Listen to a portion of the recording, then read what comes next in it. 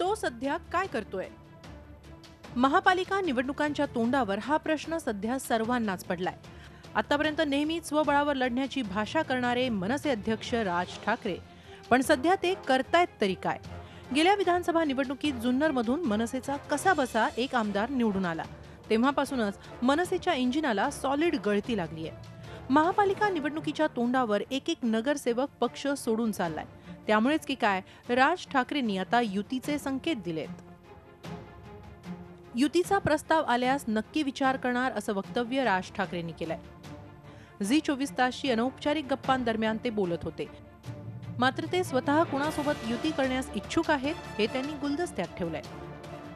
सत्ताधारी भाजप आणि शिवसेना यांच्या संसारात वारंवार खटके उडतायत। या दोघांचा काडीमोड होणार का, आणि काडीमोड झाल्यास भाजप मनसेसोबत घरोबा करणार की शिवसेना, याकडे सर्वांचं लक्ष लागलंय। राज ठाकरेंच्या वर्षावर मुख्यमंत्र्यांसोबत आतापर्यंत 3 गोपनीय बैठका झाल्याचं समजतंय।